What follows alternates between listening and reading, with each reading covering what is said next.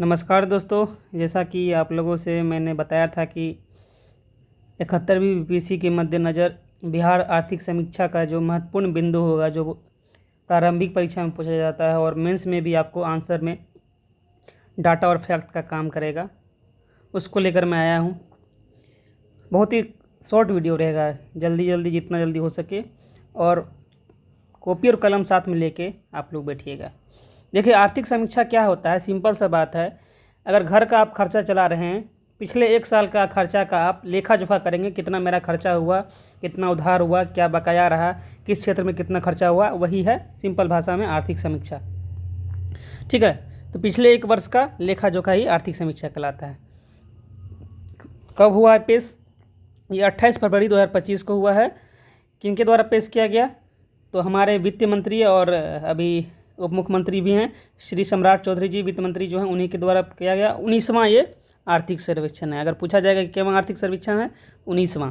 ठीक है, पहली बार जब शुरुआत हुई थी बिहार में वो 2006-07 और 6-7 इसलिए मैं बोलता हूँ या लिखा जाता है कि ये फाइनेंशियल ईयर जो होता है, वित्त वर्ष के आधार पर गणना की जाती है किसी भी फाइनेंशियल जो भी बात होती है उसी का। ठीक है, वित्त वर्ष होता है। ठीक है, इसका आप लोग बेसिक जानते होंगे। मैं अभी फैक्ट की बात करूंगा। सुशील कुमार मोदी जी के द्वारा पहली बार 2006-07 में आर्थिक समीक्षा पेश की गई। ठीक है, अगर आप अर्थव्यवस्था में वृद्धि दर के मामले में देखेंगे तो पूरे बिहार जो है भारत में सेकेंड स्थान पे है।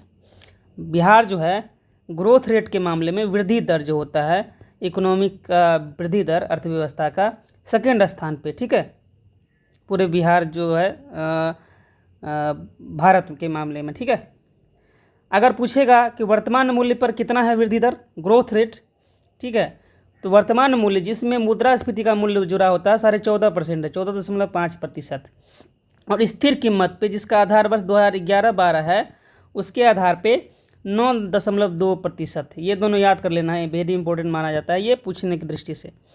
अगर वृद्धि दर देख लेंगे, वर्तमान मूल्य जिसमें कि मुद्रास्फीति की दर जुड़ी रहती है करंट प्राइस पे 14.5 है, और स्थिर कीमत पर पूछा जाए तो 9.2 है। फिर इंपॉर्टेंट फैक्ट आता है वर्तमान मूल्य, फिर वही मुद्रास्फीति को अगर इंक्लूड करेंगे वर्तमान मूल्य पर जीएसडीपी, ठीक है, ग्रॉस स्टेट डोमेस्टिक प्रोडक्ट जो होता है वो कितना है, 8,54,429 करोड़। याद करने के लिए 8,54,429 करोड़, 8,54,429 करोड़ रुपया। ठीक, या अगर ऑप्शन में 8.54 डाल दिया जाए आपको तो वो आंसर सही होगा। और पूरा अगर डाटा देखा जाए तो 8,54,429 करोड़। ठीक है, फिर स्थिर मूल्य पे जिसमें मुद्रास्फीति जुड़ी नहीं होती है, बेस ईयर 11-12 के हिसाब से जीएसडीपी जो है बिहार का 4,64,540 करोड़, 4,64,540,000। ठीक है, ये आपका रहेगा। फिर आते हैं महत्वपूर्ण बिंदु, इसमें फिर दो आएगा पार्ट। प्रति व्यक्ति स्थिर मूल्य पे बिहार का है 36,333 रुपया। कितना है? 36,333 रुपया प्रति व्यक्ति आय। वर्तमान मूल्य पे अगर पूछेगा जिसमें मुद्रास्फीति की दर जुड़ी रहती है 66,828 रुपया। कितना? 66,828 रुपया। देखिए, इसका भी आप वार्षिक जो पिछले वर्ष की तुलना में कितना वृद्धि हुआ याद कर सकते हैं करने के लिए, लेकिन मुझे लगता है प्रति व्यक्ति आय जो वर्तमान मूल्य पे उसमें 12.8% की वृद्धि हुई, यह याद रखिए बस। ठीक है, इसको याद करने की आवश्यकता हमको लगता है। अगर याद कर सकते हैं तो हम शेयर करेंगे पीडीएफ, उसमें लिखा होगा, अब याद कर सकते हैं। अब महत्वपूर्ण क्षेत्र आता है कि जो बिहार की इकोनॉमिक सर्वे के हिसाब से प्राइमरी सेक्टर, सेकेंडरी सेक्टर और टर्सरी सेक्टर, प्राथमिक क्षेत्र, द्वितीयक क्षेत्र और तृतीयक क्षेत्र में योगदान कितना प्रतिशत रहा है जीएसडीपी में। ठीक है, तो प्राथमिक क्षेत्र का योगदान 19.9% होता है बिहार का इकोनॉमिक सर्वे के अनुसार। ठीक है, आप लोगों को पता होगा प्राथमिक क्षेत्र जो कि कृषि से संबंधित होता है मोटा मोटी, जिसमें कच्चा माल का बात हो। द्वितीय क्षेत्र में उद्योग और तृतीय क्षेत्र में सर्विस सेक्टर होता है। देखिए, बेसिक पे हम नहीं जाएंगे, बहुत शॉर्ट वीडियो में रखने वाला हूँ। ठीक है, जो पीटी के लिए इम्पोर्टेंट है। प्राथमिक क्षेत्र में 19.9%, द्वितीय क्षेत्र में 21.5% और तृतीय क्षेत्र में 58.6% का योगदान है जीडीपी में। ठीक है, तीनों का योगदान मिला के आपका 100% होगा। ये तीनों क्षेत्र मिलकर पूरा जीएसडीपी का हिस्सा बनाता है। तो सबसे ज़्यादा तृतीय क्षेत्र का है 58.6%, फिर दूसरे स्थान पे द्वितीय क्षेत्र है 21.5%, तीसरे स्थान पे प्राथमिक क्षेत्र है 19.9%। अब एक इसमें और डाटा आता है कि प्राथमिक क्षेत्र में पिछले वर्ष की तुलना में कितना वृद्धि हुआ। तो प्राथमिक क्षेत्र में यानी 19.9% जो है उसका जो मौद्रिक मूल्य होगा उसमें कितना वृद्धि हुआ पिछले साल से, तो 5.7% की वृद्धि हुई प्राथमिक क्षेत्र में। अगर द्वितीय क्षेत्र की बात करेंगे तो उसमें वृद्धि दर हुई है कितना, 8.2% की वृद्धि हो दर्ज, यानी इसमें 8.2% की वृद्धि हुई है। तृतीय क्षेत्र में 10.8% की वृद्धि हुई है। ये 3-3-6 डाटा आप लोग अगल बगल में लिख लीजिएगा, याद हो जाएगा, ठीक है। अब आते हैं बिहार का राजकोषीय घाटा 2023-24 के अनुसार कितना है।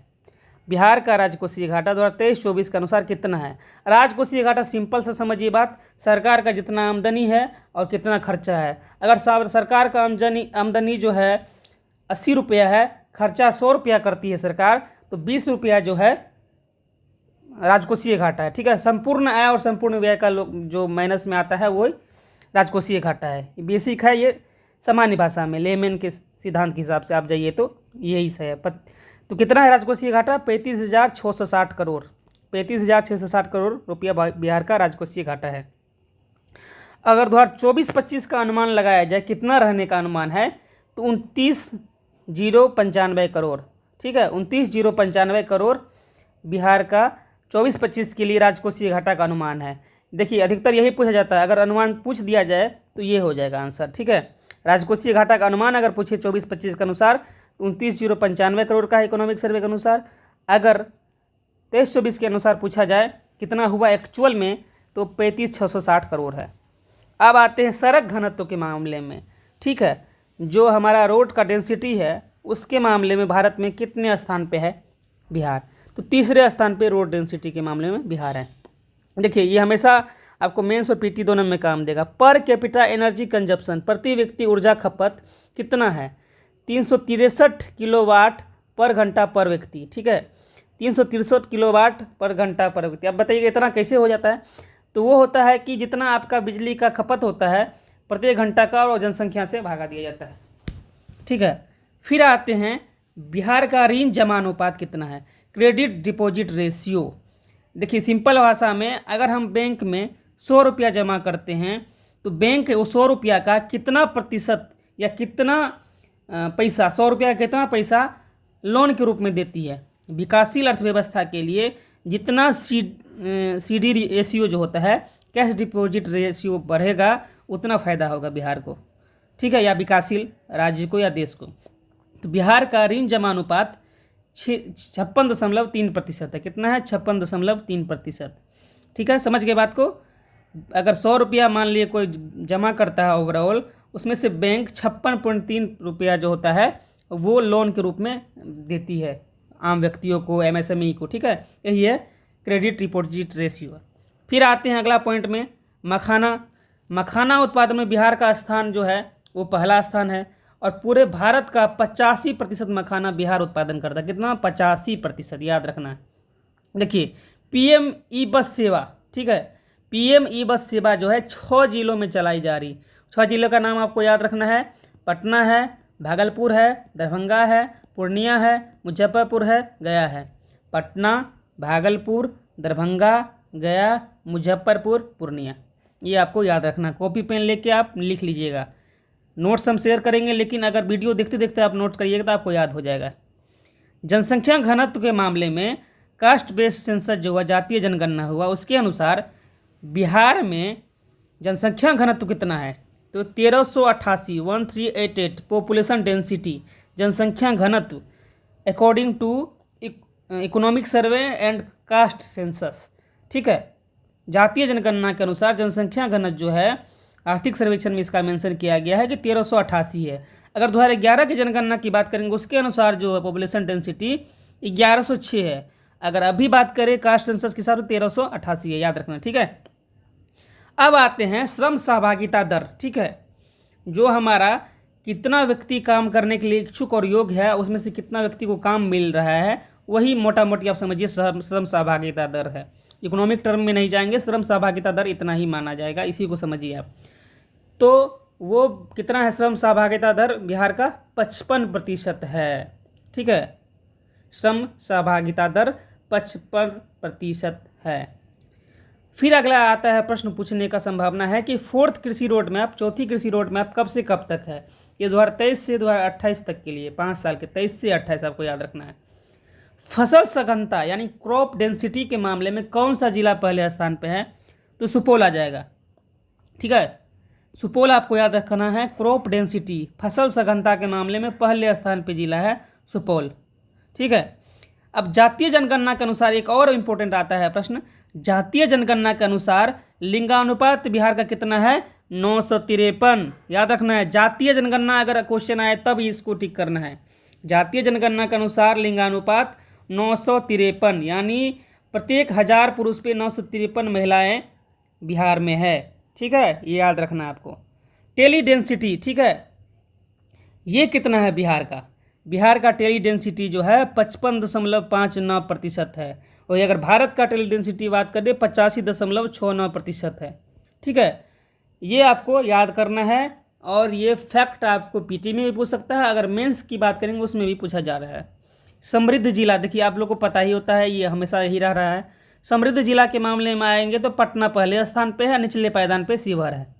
देखिए काम भर तो इतना ही है, पूछने के लिए बीपीएससी कुछ भी पूछ सकती है, लेकिन पिछले ट्रेंड के हिसाब से देखेंगे तो यही रहेगा। और बाकी अगर कुछ हमको इंपॉर्टेंट पॉइंट और लगेगा उसको क्विज के माध्यम से ग्रुप में जो चलाया जा रहा है वो क्वेश्चन पूछ लिया जाएगा। ठीक है, इतना कम से कम आपको याद रखना है। इसको पीटी मेंस हर जगह यूज कर सकते हैं आप। ठीक है, कैसे यूज करना है उसका मैं मेंस की वीडियो जो बनाया था एक, उसमें आपको मैं बता दिया था। ठीक है, ये सब सारा आपको डाटा नोट कर लेना है। और कोई कुछ डाउट हो तो आप यूट्यूब जो है उस चैनल उसके नीचे कमेंट कर सकते हैं, जब भी मुझे समय मिलेगा मैं रिप्लाई ज़रूर दूंगा। ठीक है, ऑल द बेस्ट। और थोड़ा सा मैं बता रहा हूँ अपने लाभ के लिए नहीं, अगर कोई व्यक्ति सही में मार्गदर्शन चाहते हैं, अगर चाहते हैं कि टू द पॉइंट बताया जाए, मैं ये नहीं बोल रहा कि वो कोचिंग ना पढ़े, सेल्फ स्टडी ना करें, लेकिन अगर मैं जितना समय मिलता है उस हिसाब से मैं बता रहा हूँ। अगर कुछ लाभ हो रहा है तो आप लोग इसको शेयर कर सकते हैं दोस्तों के बीच। ठीक, और उससे फ़ायदा होगा। और ये मत सोचिए हम किसी को शेयर क्यों करें, उससे क्या होगा, उसको कहीं नोट्स ना बना दे। देखिए आजकल जो है मार्केट में ढेर सारा मटेरियल है, हर को मटेरियल मिल रहा है, पढ़ने वाला पढ़ ही लेगा। ठीक है, नहीं पढ़ने वाला को कुछ भी भेजिए नहीं पड़ेगा। लेकिन फिर भी हम बोलेंगे शेयर करिएगा। गांव घर में रहने वाले जो दूर दराज के हिंदी माध्यम के हैं, मैं बाइलिंगुअल ट्राई करने को बोलने का ट्राई किया हूँ। जहाँ जो कोई वर्ड था जो समझ में ना आए, फिजिकल डेफिसिट हो गया, टेली डेंसिटी है, पर कैपिटा एनर्जी कंजप्शन है, तो वो तो कॉमन है। तो आप लोग का कमेंट आता कि सर इंग्लिश में बताया, तो वो सब थोड़ा सा मैनेज करिए। और ऑल द बेस्ट।